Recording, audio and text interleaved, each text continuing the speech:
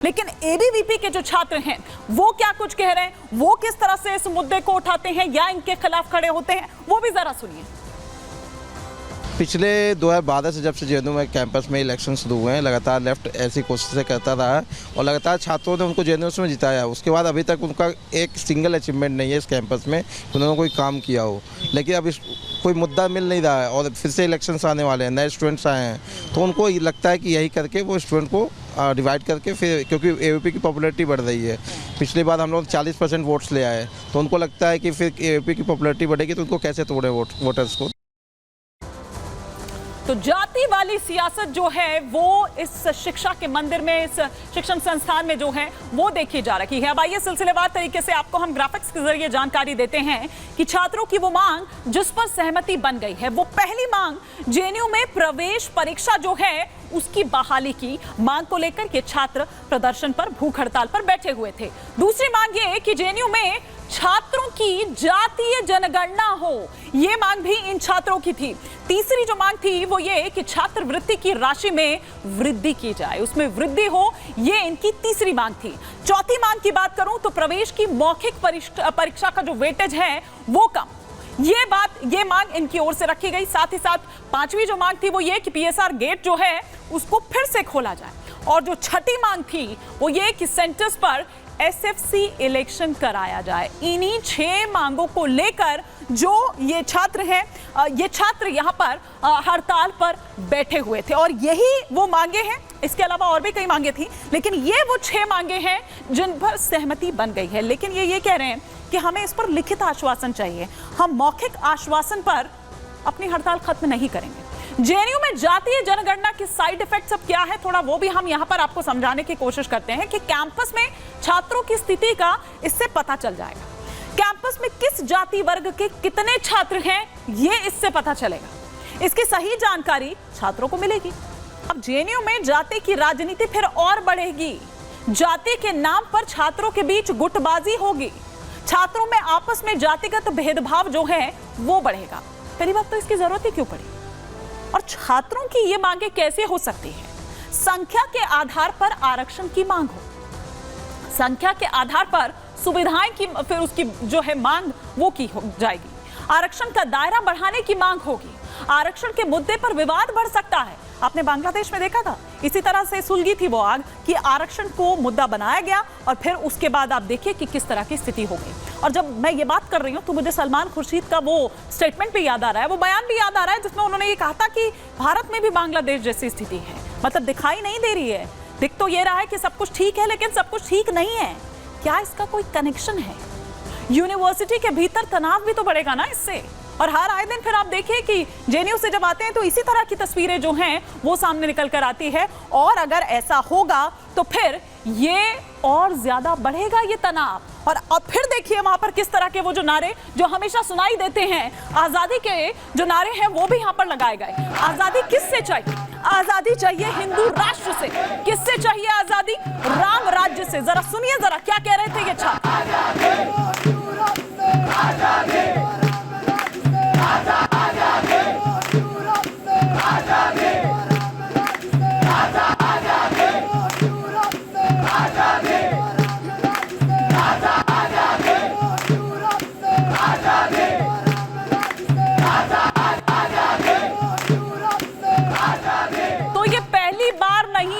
जब जेएनयू की दीवारों के भीतर से, कैंपस के भीतर से इस तरह के जो नारे हों वो गूंजे हों। इससे पहले भी हमने समय समय पर देखे हैं कि आजादी आजादी के जो नारे हैं वो इस कैंपस के भीतर से उठते रहे हैं समय समय पर। ये कह रहे हैं कि हिंदू राष्ट्र से इनको आजादी चाहिए, ये कह रहे हैं कि राम राज्य से इनको आजादी चाहिए। और ये जो वीडियोज हैं ये सोशल मीडिया पर तेजी के साथ वायरल हो रहे हैं। तो जेएनयू में जो देश विरोधी नारे हैं उन पर जो एबीवीपी के छात्र हैं उन्होंने आपत्ति जताई है। वो क्या कह रहे हैं सुनिए। ये जेएनयू का काम है, जेएनयू को नाम को बदनाम करना, उसको तोड़ना। अभी जो प्रोटेस्ट बुलाया गया था उस जेएनयू के छात्रों के लिए बुलाया गया था, पर उसमें जो नारे लगे हैं वो देश विरोधी नारे लगे हैं। जेएनयू को तोड़ने की बात होती है, जेएनयू को डिवाइड करके उस पर कैसे हम पॉलिटिक्स करें, ये है। ये ऊपर से इनको प्रोटोकॉल आता है, उसी को वे फॉलो करते हैं और उसी पर चलते हैं। इंडी अलायंस के जो भी नेता हैं, जो भी सांसद हैं, जो भी इन्हें संरक्षण दे रहा है, आपने अभी देखा है फंडिंग आती है, ये लोग उन्हीं के नाम पे ये कर रहे हैं और हम इसका विरोध करते हैं। तो ये एबीवीपी के छात्र हैं जो ये इसका विरोध करते हुए नजर आ रहे हैं। लेकिन जेएनयू प्रशासन ने क्या प्रतिक्रिया दी है वो भी आइए हम आपको सुनवाते हैं। उनकी पहली प्रतिक्रिया जो सामने निकल कर आई कि जेएनयू छात्रों के हित में उनकी मांगे मानी गई है। वो 6 मांगे जो हमने आपको बताई थी उन छात्रों द्वारा कई इस तरह की मांगे रखी गई थी जिसमें से 6 मांगे मान ली गई। तो उन्होंने ये कहा कि उनके हित के लिए हमने ये मांगे मानी है, किसी को राजनीतिक लाभ देना हमारा मकसद नहीं है। छात्रों की जानकारी हमारी वेबसाइट पर मौजूद है, उन्होंने ये कहा। इसे जारी करने में हमारे लिए कोई समस्या नहीं है। वो कह रहे कि ऑलरेडी है, तो अगर हम उसको पब्लिक उसमें डोमेन में डाल देंगे तो उसमें कोई ऐसी दिक्कत नहीं होगी। जायज मांगे पूरी करना जेएनयू प्रशासन का काम है। ये प्रतिक्रिया उनकी तरफ से आई है कि स्कॉलरशिप के लिए यूनिवर्सिटी में फंड की कमी है, ये जेएनयू प्रशासन की ओर से कहा गया। यूजीसी से संपर्क कर फंड को बढ़ाने की मांग की जाएगी। उनमें से एक मांग ये भी थी। कोमल हमारी सहयोगी जो उन छात्रों के बीच पहुंची, उनसे समझने की कोशिश की अभी वहां पर क्या स्थिति है, क्योंकि कोमल मांगे तो मान ली गई है लेकिन छात्र तो अभी भी अपना प्रदर्शन खत्म नहीं कर रहे हैं। ये शिक्षण संस्थान है, शिक्षा का मंदिर है, राजनीति का अड्डा है, क्या है ये? देश विरोधी नारों की आवाज क्यों आती है यहाँ से? तोड़ने की बात, बांटने की बात क्यों की जाती है यहाँ पर?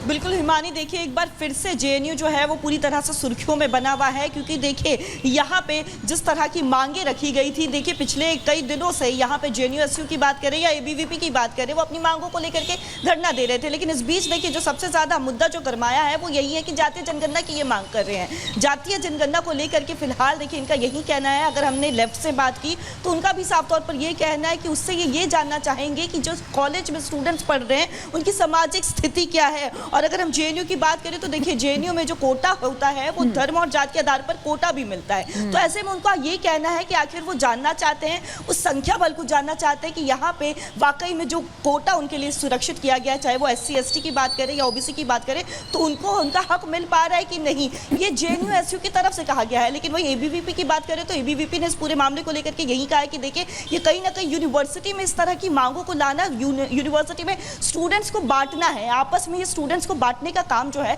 वो जेएनयू SU कर रही है, इसलिए वो इस तरह के मुद्दे को उठा रहे हैं। और कोमल आप ये देखिए कि बांग्लादेश, अगर हम ज्यादा दूर ना जाएं और अभी बांग्लादेश की बात करें, लेटेस्ट जो वहां पर चला वो यही कोटा, ये जो आप बात कर रही हैं यहाँ पर आरक्षण की, वो इसी से सुलगा था, इसी से शुरू हुआ था। और आपने देखा कि फिर वहां पर किस तरह की स्थिति हो गई है। और आपको याद होगा सलमान खुर्शीद भी कुछ इसी तरह की बातें करते हुए नजर आ रहे थे। क्या कोई कनेक्शन है क्या आपस में? क्या कोई स्क्रिप्ट है क्या इसके पीछे लिखी गई?